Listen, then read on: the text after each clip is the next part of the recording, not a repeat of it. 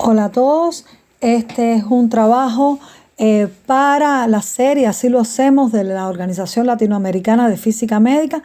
Tiene el título ¿Cómo poner en marcha el cálculo de volumen o de masa por SPECT para planificar los tratamientos de hipertiroidismo? Calibración del umbral. Este procedimiento fue elaborado por Arlín López Díaz con la colaboración de Ale Palau Sampero, Juan Miguel Martín, Viviana Fernández y Lester Rodríguez. Es una colaboración de 3 instituciones: el Instituto Superior de Tecnología y Ciencias Aplicadas, el Hospital Hermanos Amejeira y la Fundación del Centro Diagnóstico Nuclear entre Cuba y Argentina. Este trabajo pretende mostrar cómo hemos establecido el procedimiento para verificar la capacidad de detectar y de responder adecuadamente a las actividades dentro del rango de medición preterapéutica de las terapias con yodo 131 dentro del hipertiroidismo. Y de esta forma mostrar cómo se puede optimizar el cálculo del volumen de interés para disminuir la incertidumbre de la planificación dosimétrica producida por la no homogeneidad de la captación dentro de todo el tejido captante. Este trabajo está basado en las recomendaciones de la Sociedad Europea de Medicina Nuclear. Aquí está la literatura y va a tener como alcance principal a aquellos servicios que estén interesados en establecer tratamientos paciente específicos en hipertiroidismo con yodo 131 y que posean el SPECT y el equipo adecuado para realizar este tipo de estimación. Este trabajo plantea la necesidad de cumplir el principio ALARA, es decir, que las dosis que se administren sean las suficientes para lograr el objetivo terapéutico, pero con la menor cantidad de efectos indeseados, es decir, disminuir de forma significativa los errores y las incertidumbres siempre que sea posible. Y la metodología de la Sociedad Europea de Medicina Nuclear plantea precisamente que durante un estudio preterapéutico se estimen las variables que se relacionan directamente con la dosimetría que recibiría la glándula a dosis terapéutica. Y de esta manera, por supuesto, con estas estimaciones preterapéuticas, entonces calcular la actividad a administrar teniendo en cuenta la dosis prescrita por el médico nuclear para su tratamiento. Esta metodología precisamente va a calcular de forma preterapéutica el tiempo de residencia, va a estimar la masa del tiroides y con estas variables entonces se va a poder calcular la actividad a administrar.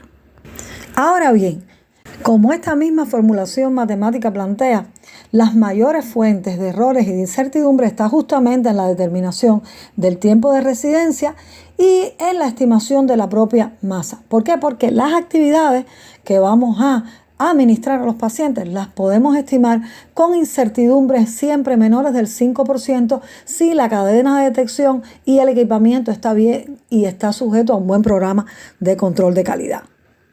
Ahora bien, ¿qué es lo que sucede con el tema del cálculo del volumen? Pues que realmente el blanco a tratar es justamente el volumen tiroideo que capta yodo 131.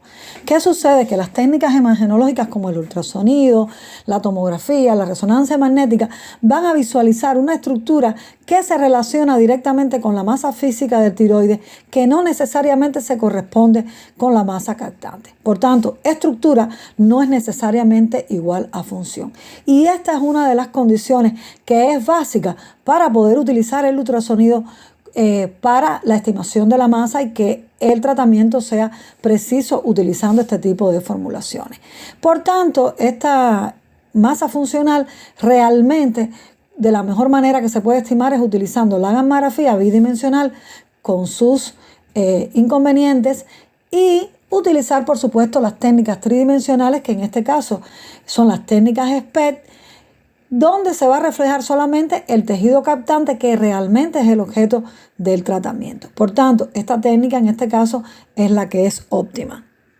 Ahora bien, ¿qué es lo que necesitamos para poder desarrollar la verificación del sistema SPECT y la capacidad de poder obtener los volúmenes del tiroides lo más cercano posible a la realidad, es decir, disminuyendo los errores. Pues en este caso vamos a necesitar un maniquí Biotex o similar que nos permita cargar las soluciones de yoduro de sodio de actividad conocida dentro de esas botellitas y poder calibrar el sistema. Vamos a necesitar, por supuesto, los físicos médicos y los tecnólogos, que siempre son nuestros ayudantes, y vamos a tener como condiciones de seguridad que durante toda la manipulación de las fuentes radiactivas, la verificación del instrumento, etcétera, hay que conservar las normas de protección radiológica y de seguridad. Y por supuesto, es condición básica que se hayan desarrollado los controles de calidad de todos los instrumentos implicados dentro de la medición, del calibrador de dosis, del sistema SPEC, etcétera. Esta metodología va a tener fundamentalmente dos pasos. La primera es, por supuesto, garantizar que el sistema posea suficiente sensibilidad para que pueda desarrollar adecuadamente el estudio del volumen tiroideo, fundamentalmente a las 24 horas, que es cuando se obtiene la actividad máxima incorporada. Eso no es exactamente así, pero es lo que de manera general se reconoce en la literatura. Y en este caso vamos a utilizar la geometría de medición y el protocolo previsto siempre que vamos a utilizar en la práctica clínica. Y vamos a pasar entonces después a una etapa 2, donde una vez ya verificada la linealidad y la capacidad de respuesta, se va a proceder a estimar el valor de corte que va a ser más representativo del volumen tiroideo conocido y que va a arrojar el menor error a esa estimación de volumen. Y por tanto, nos va a producir la menor incertidumbre a los casos futuros. Por supuesto, bajo las condiciones previstas durante la calibración. Si hay cualquier alteración de ese protocolo, pues hay que volver a estimar ese valor de corte o umbral, que también le llamamos. Dentro de esta primera etapa vamos a diseñar un experimento con el cual vamos a utilizar mínimo 4 fuentes que van a estar escaladas con niveles de actividad entre el mínimo y el máximo que nos podemos encontrar durante la etapa preterapéutica o diagnóstica. En este caso vamos a adquirir esas fuentes de actividad conocidas empleando el mismo protocolo que vamos a usar en la práctica clínica. En este caso estamos describiendo el nuestro. Hemos también descrito la técnica que usamos para reconstruir. Por supuesto, esto es dependiente de cada equipo, del equipo que ustedes tengan, si van a repetir la metodología. Y por supuesto, para el procesamiento del volumen, la estimación de la masa y el cálculo dosimétrico de la actividad, vamos a emplear en este caso una subrutina que fue hecha por nosotros acá en MATLAB, precisamente por comodidad. ¿Por qué? Porque nos facilitaba el desarrollo de un seguimiento de todas las etapas. Sin embargo, ustedes pueden utilizar sus propios sistemas comerciales o incluso pueden usar hasta un programa como el ImageJ si así lo necesitan. ¿Qué vamos a hacer con este programa? Básicamente, cuantificar el número total de cuentas reconstruidas en la región interés en cada una de las imágenes obtenidas. Y vamos, por supuesto, a calcular la desviación estándar, el promedio de cuentas reconstruidas y el número de voxel. Y a partir de este número de cuentas, vamos entonces a estimar la linealidad del número total de cuentas reconstruidas para el ajuste. Si la linealidad nos arroja un coeficiente mayor que 0.95, podemos decir que en el sistema, dentro de este rango de actividades, va a comportarse de manera lineal y nos va a ser útil para poder desarrollar esta metodología. La segunda parte, vamos también a preparar otro set de 3 fuentes en este caso y vamos a colocarle con mucho cuidado un volumen fijo de conocido, muy similar a lo que está, por supuesto, establecido en la literatura, que puede ser entre 16 y 20 mililitros, que son los valores estándar del tiroides femenino y masculino, y para lo cual estos maniquíes también vienen diseñados. Vamos a emplear como criterio de segmentación un valor umbral de corte que en principio vamos a elegir de forma aleatoria. Y por supuesto, este valor umbral de cuenta es lo que vamos a utilizar para evaluar. Es decir, en cada uno de los sistemas vamos a ir buscando cuáles son los valores que se asemejan mejor. Y en este caso vamos a utilizar el volumen como el número de voxeles que posee un número de recuentas reconstruidas con valores superiores, por supuesto, al valor de corte. Y ese número, por supuesto, se va a multiplicar por el tamaño del voxel en centímetros cúbicos y de esta manera vamos a obtener el volumen que es el objeto de nuestro interés de cálculo. Y vamos a seleccionar de todos estos valores en todas estas imágenes el que va a arrojar la mínima diferencia cuadrática contra el volumen real en todo el rango de medida. Es decir, el criterio es la diferencia cuadrática media mínima.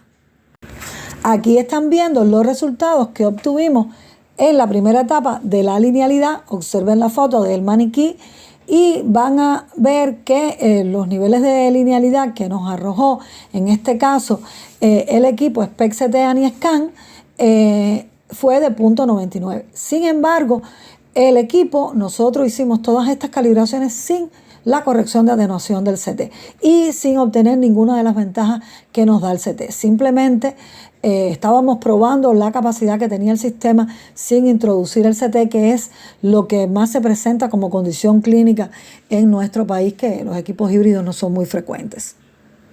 Y observen que la desviación estándar típica máxima de la media que obtuvimos en este caso fue de 1.8%, demostrando que el sistema posee una muy buena linealidad. Estos son los resultados de la etapa 2.